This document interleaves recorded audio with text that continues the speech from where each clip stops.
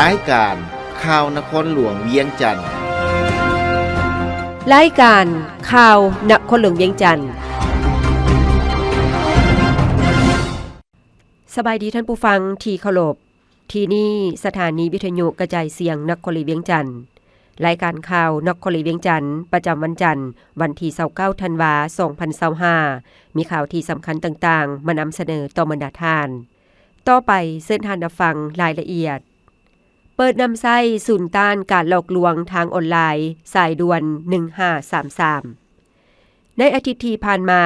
คณะกรรมการคุ้มครองอินเทอร์เน็ตแห่งชาติจัดกองประชุมสรุปเวียกการประจำปี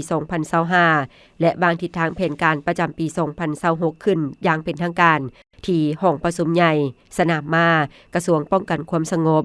โดยการเป็นประธานของทานพลเอกวิไลลาคำฟองรองนายกรัฐมนตรีกระทรวงป้องกันความสงบประธานคณะกรรมการคุ้มครองอินเทอร์เน็ตแห่งชาติให้เกียรติเข้าร่วมโดยทานสันติสุขสิมลาวงศ์รัฐมนตรีกระทรวงเทคโนโลยีและการสื่อสารรองประธานผู้ประจำการพร้อมด้วยบรรดาทานรองรัฐมนตรีเทียบเท่าหัวหน้ารองหัวหน้ากรมต่างหน้าให้บรรดากระทรวงและภาคส่วนที่เกี่ยวข้องเข้าร่วมในกองประชุมทานมีนาไซพิรวงศ์หัวหน้าศูนย์อินเทอร์เน็ตแห่งชาติกระทรวงเทคโนโลยีและการสื่อสารได้เสนอร่างบทสรุปการเคลื่อนไหวเวียกการประจำปี2025และทิศทางแผนการประจำปี2026เสนอห่างการปรับปรุงดำรัสว่าด้วยการจัดตั้งและการเคลื่อนไหวฉบับเลขที่559ทับคคอสลงวันที่31ธันวาคม2018ซึ่งได้ยกให้เห็นผลสำเร็จหลายด้านที่ติดพันกับการคุ้มครองการพัฒนาและการนำใช้อินเทอร์เน็ตเทคโนโลยีการสื่อสารข้อมูลข่าวสารการพัฒนาขอบเขตดังกล่าวเข้าในการจัดตั้งปฏิบัติเวียกงานการดำเนินธุรกิจการดำรงชีวิตการติดต่อพัวพันกับสังคมต่างๆยิ่งเห็นได้แจ้งถึงความสำคัญและความจำเป็นของอินเทอร์เน็ตเคียงคู่กับผลประโยชน์อันมหาศาลจากอินเทอร์เน็ตพวกเขาก็เห็นได้แจ้งถึงปัญหาและสิ่งท้าทายต่างๆโดยเฉพาะการนำใช้สื่อสังคมออนไลน์และการนำใช้อินเทอร์เน็ตไปในทางที่บ่ดีซึ่งคณะกรรมการคุ้มครองอินเทอร์เน็ตแห่งชาติก็ได้สินำภาคส่วนที่เกี่ยวข้องสุมใส่ค้นคว้าหาวิธีการแก้ไขด้วยมาตรการต่างๆเพื่อแก้ไขปรากฏการณ์ย่อท่อที่เกิดขึ้นในระยะที่ผ่านมาทางศูนย์ดังกล่าวสามารถจำกัดและมีผลสำเร็จในเบื้องต้นที่สำคัญบ่ว่าจะเป็นคงเขตรวมศูนย์กลางสื่อสารการกดหาขึ้นความถี่วิทยุสื่อสารการนำใช้สัญญาณการนำใช้สายส่งโทรคมนาคมการสุ่มใส่ขึ้นทะเบียนเลขหมายโทรศัพท์การปรับปรุงพื้นฐานโครงสร้างดิจิตอลการคุ้มครองความปลอดภัยทางไซเบอร์เนื้อในข้อมูลข่าวสารผ่านอินเทอร์เน็ตและด้านอื่นๆโอกาสเดียวกันนี้ยังได้มีพิธีเปิดนำใช้ศูนย์ต้านการหลอกลวงทางออนไลน์สายด่วน1533อย่างเป็นทางการซึ่งการเปิดดำเนินการตัวจริงแม้นจะเริ่มต้นในวันที่29ธันวาคม2025นี้ในตอนท้ายท่านพลเอกวิไลลาคำฟองได้ชี้นำให้ปรับปรุงพละบทบาทและกลไกการเฮ็ดเวียกกับคณะดังกล่าวให้สอดคล้องกับสภาพการตัวจริงในปัจจุบันเน้นการสร้างและปรับปรุงจุดประสานงานในบรรดากระทรวงองค์การภาครัฐและคันแขวงนครเอาใจใส่ทบทวนและปรับปรุงนิติกรรมที่มีอยู่ให้ทันกับสภาพการใหม่ปรับปรุงกฎหมายและดำรัสสำคัญเช่นกฎหมายต้านอาชญากรรมคอมพิวเตอร์การคุ้มครองข้อมูลอินเทอร์เน็ตสร้างยุทธศาสตร์แห่งชาติด้านคมนาคมอินเทอร์เน็ตความปลอดภัยทางไซเบอร์โครงสร้างดิจิตอลเพิ่มทวีเวียการติดตามกวดกาและตอบโต้ข้อมูลบ่ถูกต้องในสังคมเข้มงวดการคุ้มครองผู้ให้บริการโทรคมนาคม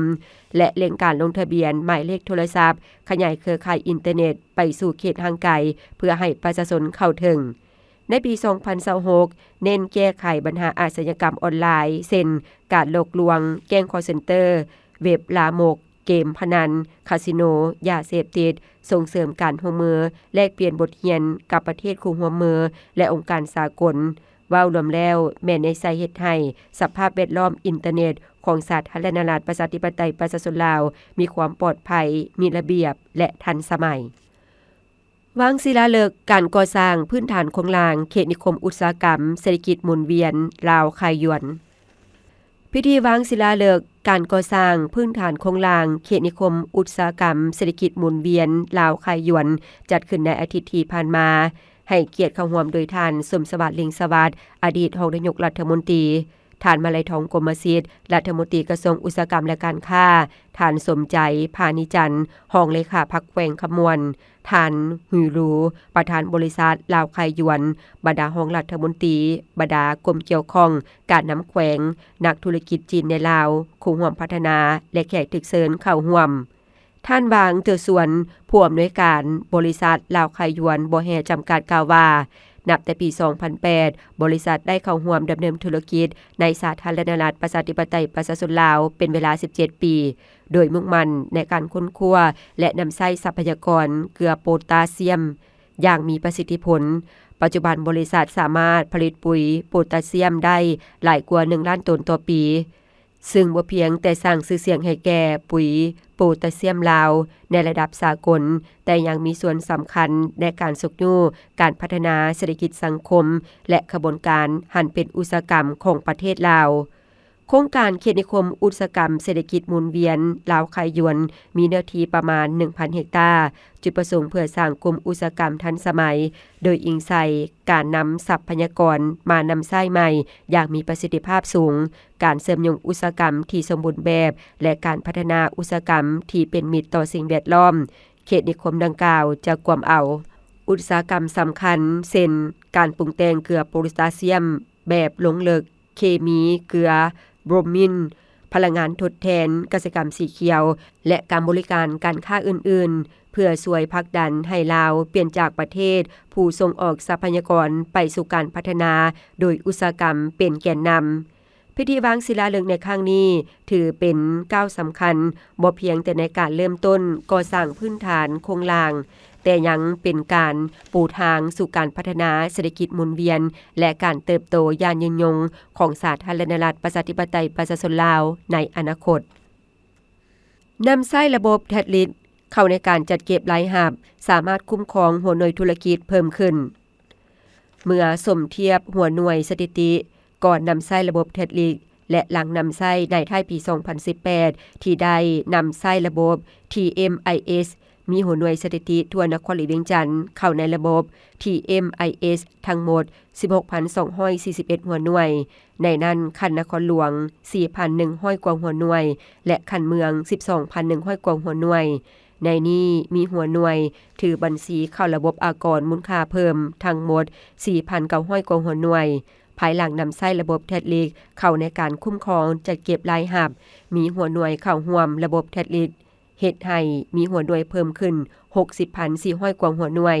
อิงตามการรายงานของทานเบียงลาศรีอินทพรมรองหัวหน้าแผนกการเงินนครหลวงเวียงจันทน์ในกองประชุมสมัยสามัญเทื่อที่10ของนครหลวงเวียงจันทน์สุดที่4ให้ฮู้ว่าปี 2019-2025 ภายหลังที่นำใช้ระบบแทดลิสเข้าในการคุ้มครองจัดเก็บรายหับมีหัวหน่วยเข้าในระบบแทดลิสทั้งหมด 76,600 กว่าหัวหน่วยเทียบใส่สถิติก่อนนำใช้ระบบแทดลิสเท่ากับ 472.5 ส่วนห้อยมีหัวหน่วยเพิ่มขึ้น 60,425 หัวหน่วยในนี้คันนครหลวงเวียงจันทน์ 21,300 กว่าหัวหน่วยและคันเมือง 55,300 กว่าหัวหน่วยเข้าระบบมีทั้งหมด 27,400 กว่าหัวหน่วยเทียบกับสถิติก่อนนำใช้ระบบแทดลิสเท่ากับ 552.99 ส่วนห้อยมีหัวหน่วยเพิ่มขึ้น 22,482 หัวหน่วยในนี้คันนครหลวง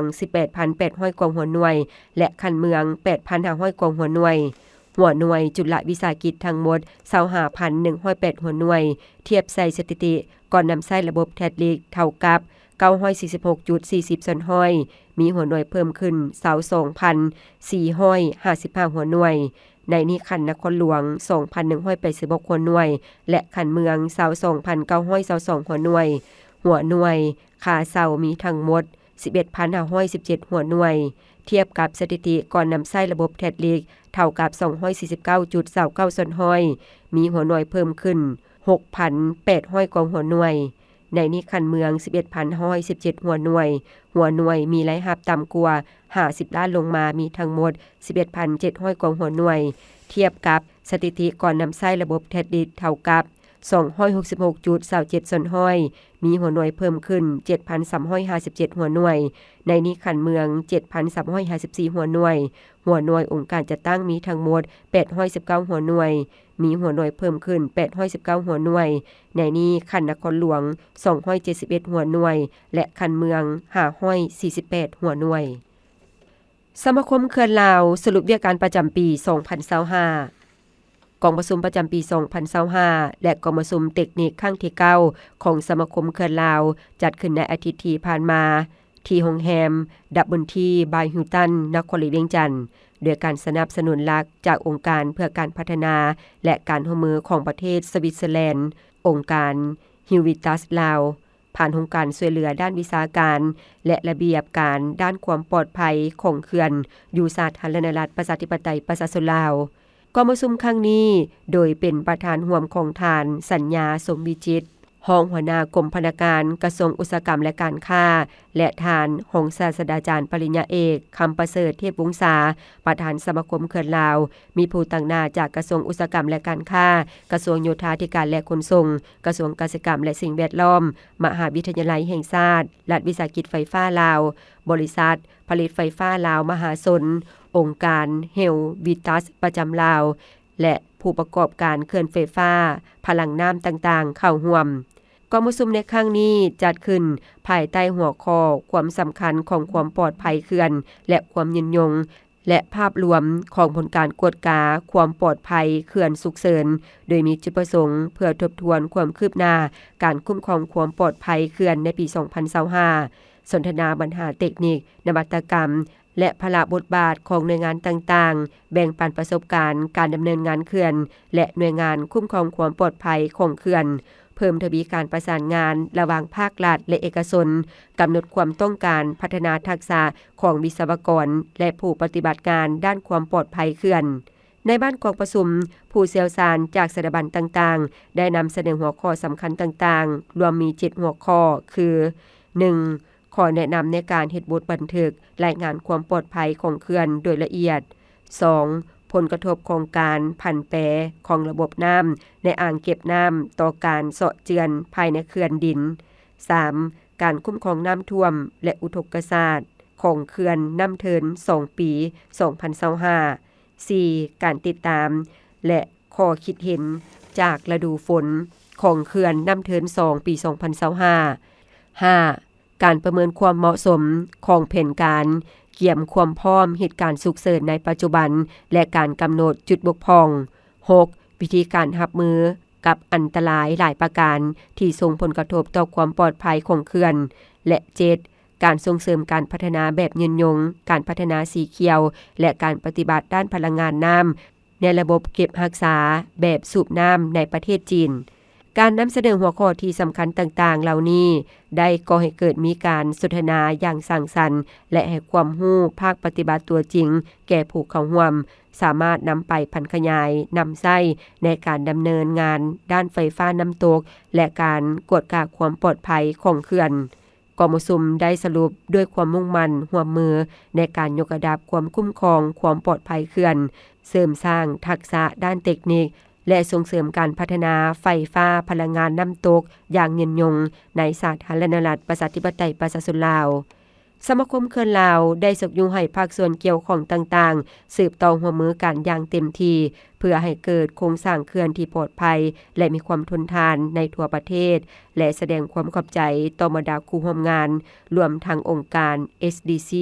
Helvitas ประจำลาวและผู้ประกอบการไฟฟ้าน้ำตกสำหรับการสนับสนุนและการร่วมมืออย่างต่อเนื่อง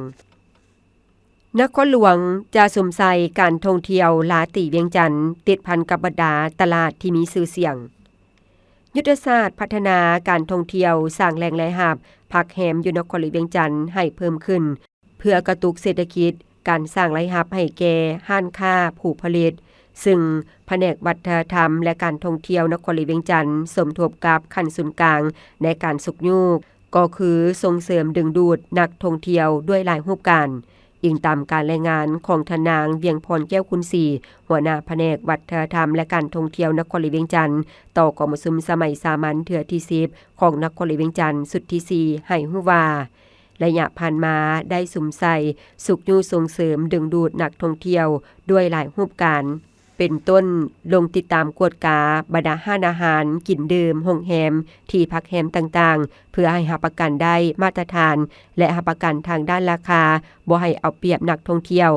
นอกนั้นก็ลงสุกยู่ติดตามบรรดาสถานที่ท่องเที่ยวทางด้านวัฒนธรรมธรรมชาติและประวัติศาสตร์ภายในนครหลวงเวียงจันทน์ให้มีการปรับปรุงให้ดีขึ้นเป็นเก่าๆปัจจุบันเห็นว่ามีหลายสถานที่มีนักท่องเที่ยวทั้งภายในและต่างประเทศให้ความสนใจไปเที่ยวชมปัจจุบันนครหลวงเวียงจันทน์มีสถานที่ท่องเที่ยวทั้งหมด89แห่งวัฒนธรรม44ธรรมชาติ26ประวัติศาสตร์17มีมรดกแห่งชาติระดับชาติ9แห่งคาดคะเนมีความพร้อมเสนอรับรองใหม่เพิ่ม1แห่งนอกจากนี้ยังมีแหล่งท่องเที่ยวคันบ้านชุมชนมีส่วนร่วมในการคุ้มครองและจัดเก็บรายรับจำนวนหนึ่งเช่นมรดกแห่งชาติวัดสีเมืองวัดหนองคำแสนวัดป่าเลไลพร้อมกันนั้นการท่องเที่ยวทางน้ำที่โดดเด่นเช่นบริเวณขวน้ำเงิมเมืองสถานีและมีเงื่อนไขพัฒนาตามสายน้ำของไปเคียงคู่กันนั้นผลิตภัณฑ์การท่องเที่ยวเห็นว่ามีความหลากหลายเพิ่มขึ้นซึ่งแจกจ่ายตามห้านค้าห้านสรรพสินค้าต่างๆถึงอย่างไรก็ตามการขายเครื่องทีละนึกยังบ่ทันรวมศูนย์อยู่สถานที่ขายเครื่องทีละนึกการท่องเที่ยวเฉพาะดังนั้นจะได้สุ่มใส่ปรับปรุงและแก้ไขให้ดีขึ้นแผนการในต้นหน้าจะสุ่มใส่ท่องเที่ยวลาติเวียงจันทน์ติดพันกับบรรดาตลาดที่มีชื่อเสียงตลาดหัวครัว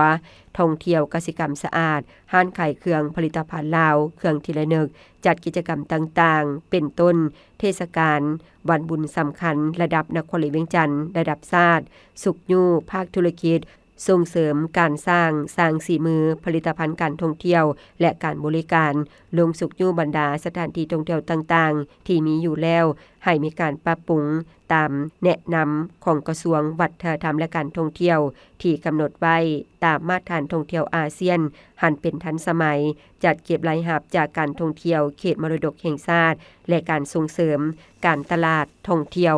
สนองข้อมูลการท่องเที่ยวแบบทันสมัยลงเก็บกรรมสถิติบัตรว่าอาหารเก่าแก่สถานที่ทางธรรมชาติและประวัติศาสตร์เพื่อเสนอรับรองเป็นมรดกแห่งชาติสุขยู่บริษัทท่องเที่ยวขึ้นแผนรายงานนำเที่ยวติดพันกับหัวหน่วยธุรกิจผลิตบริการภายในให้นับมือนับเพิ่มขึ้น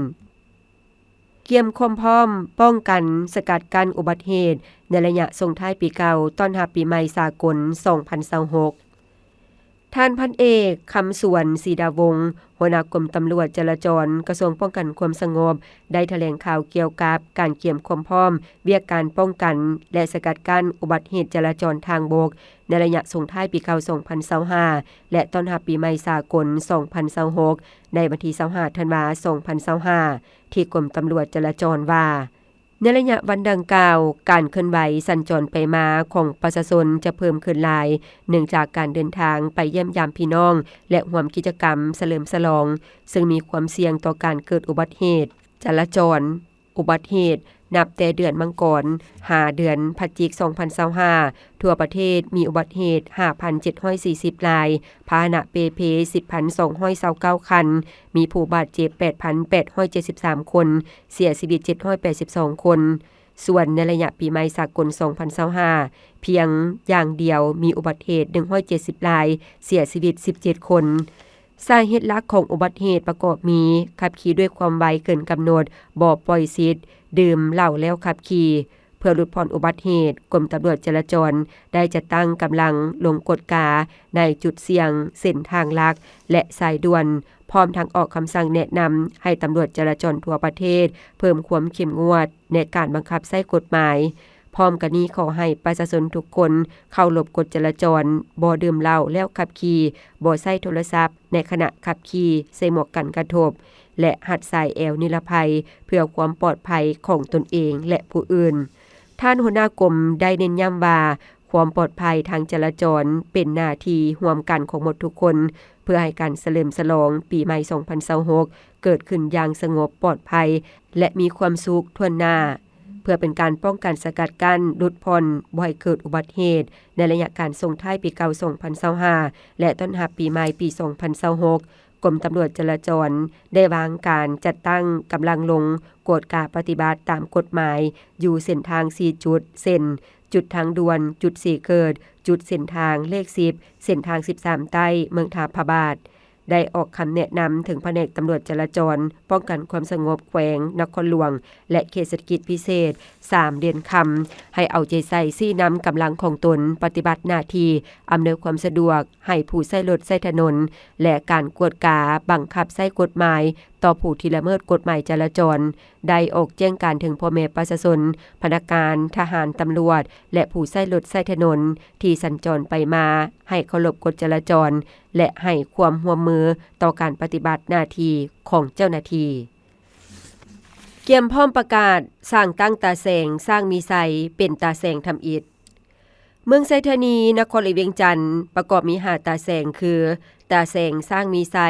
ตาแสงศิวิไลตาแสงหัวเสียงตาแสงทางงอนและตาแสงดงบังซึ่งมฮอดปัจจุบันมีความพร้อมรอบด้านในการประกาศสร้างตั้งตาแสงสร้างมีไซเป็นตาแสงทับอีทของเมืองก็คือของนครหลวงเวียงจันทน์ท่านศิลปากรพรหมไสยศรีประธานคณะกรรมการปกครองเมืองไซธานีได้ให้ฮู้ในอาทิตย์ที่ผ่านมาเกี่ยวกับการกาเกียมความพร้อมในการสร้างตั้งตาแสงว่าโดยปฏิบัติตามข้อตกลงว่าด้วยการรับพ้องเอาจำนวนตาแสงในทั่วประเทศฉบับเลขที่147/นยลงวันที่17พฤศจิกายน2025เมืองไซธานีประกอบมี5ตาแสงคือ 1. ตาแสงสร้างมีไซมี24บ้านเนื้อที่ 300,000 กว่ากิโลตารเมตรมี504หน่วยมี 6,400 กว่าครอบครัวมีพลเมืองทั้งหมด 38,000 กว่าคนหญิง 19,100 กว่าคนสำนักงานตั้งอยู่บ้านนางมใหม่ 2. ตาแสงศิวิไลสถานที่ตั้งอยู่ห้องการตาแสงโรงเรียนบ้านคำหุงหรือบ้านนาทมจุดห้องการปกสกลุ่มดงโดกรวมมี23บ้านของกลุ่มศิวิไลกลุ่มดงโดกกลุ่มบ้านไซมีเนื้อที่ 125.54 กิโลตารเมตรมี 1,223 หน่วยมี 17,664 ครอบครัวมีพลเมืองทั้งหมด 84,200 กว่าคนหญิง 42,500 กว่าคน3. ตาแสงหัวเสียงสถานที่ตั้งอยู่ห้องการตาแสงแม่นบ้านไผ่ล้อมจุดห้องการปกสกลุ่มหัวเสียงรวมมี23บ้านของกลุ่มหัวเสียงกลุ่มโคกศิวิไลมีเนื้อที่ 138.86 กิโลตารเมตรมี574หน่วยมี 8,417 ครอบครัวมีพลเมือง 42,014 คนหญิง 20,745 คน4. ตาแสงทางงอนสถานที่ห้องการตาแสงแมนบ้านภูคำจุดห้องการปกสกลุ่มทางงอนหรืออยู่บ้านเวินคำจุดห้องการกสิกรรมเก่ารวมมี17บ้านของกลุ่มทางงอนกลุ่มเวินคำมีเนื้อที่ 84.77 กิโลตารเมตรมี625หน่วยมี 8,600 กว่าครอบครัวมีพลเมืองทั้งหมด 45,800 กว่าคนหญิง 23,600 กว่าคน5. ตาแสงดงบังสถานที่ตั้งห้องการตาแสงบ้านดงบังจุดสโมสรบ้านดงบังรวมมี17บ้านของกลุ่มดงบังกลุ่มหัวเสียงเนื้อที่ 114.54 กิโลตารเมตรมี298หน่วยมี 4,285 ครอบครัวมีพลเมืองทั้งหมด 26,410 คนหญิง 13,423 คนมาฮอดปัจจุบันได้มีความพร้อมรอบด้านที่จะประกาศสร้างตั้งตาแสงสร้างมีไซขึ้นอย่างเป็นทางการในไวๆนี้เป็นตาแสงทับอีทของเมืองไซธานีและของนครหลวงเวียงจันทน์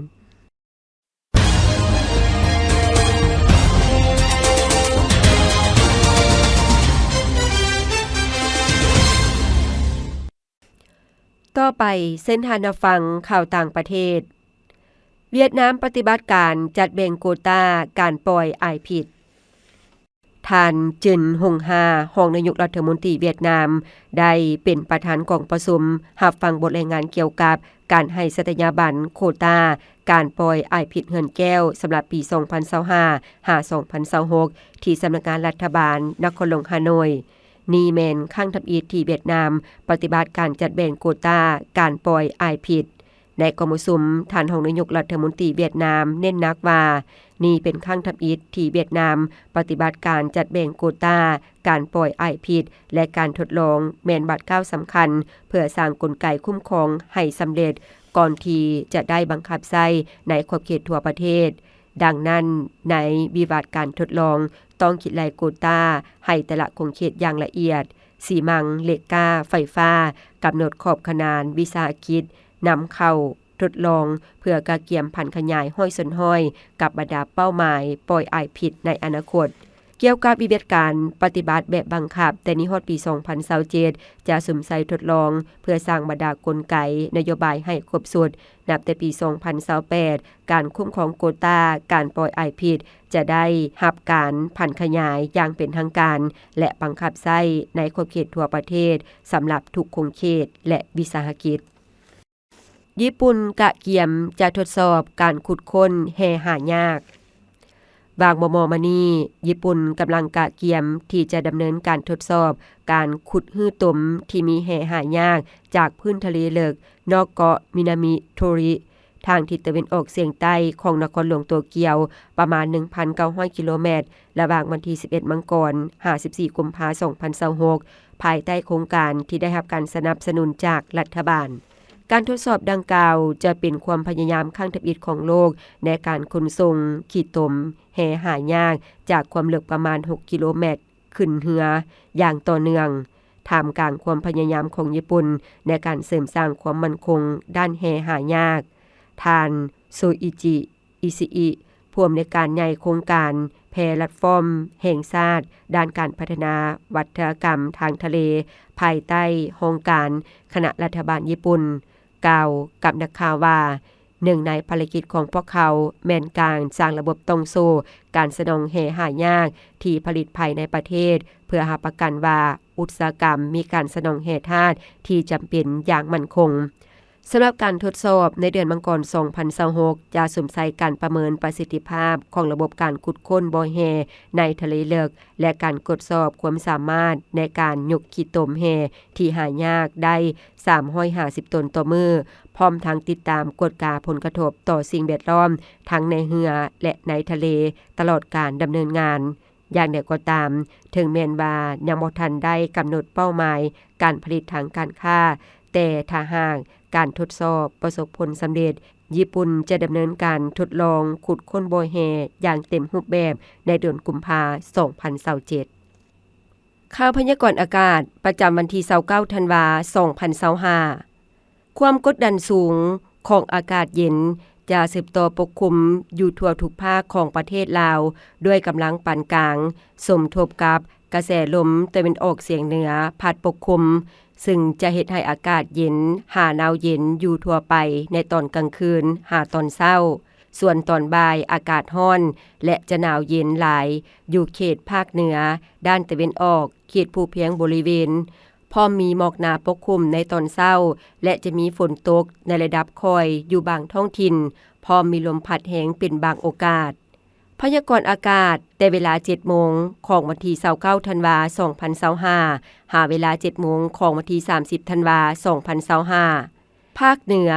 ด้านตะวันออกอากาศหนาวเย็นหาหนาวเย็นหลายพร้อมมีหมอกหนาปกคลุมอยู่ทั่วไปในตอนเช้า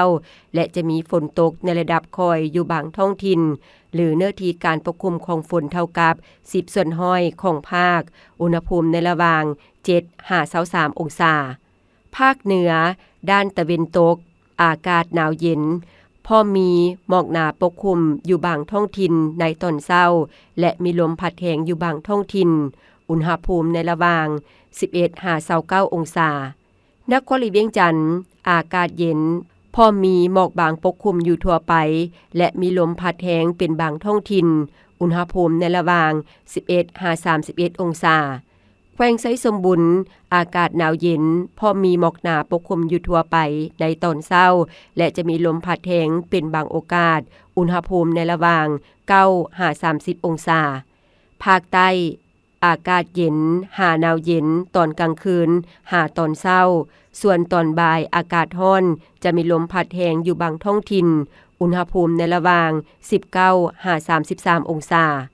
สำหรับเขตภูเพียงบริเวณอากาศหนาวเย็นพอมีหมอกหนาปกคลุมอยู่ทั่วไปในตอนเช้าและจะมีลมพัดแรงเป็นบางโอกาสอุณหภูมิในระหว่าง 7-26 องศาท่านผู้ฟังที่เคารพ รายการข่าวนครหลวงเวียงจันทน์สำหรับภาคนี้ได้เสี่ยงสุดลงเพียงเท่านี้เพชรสมรดวงวิไลอ่านสบายดี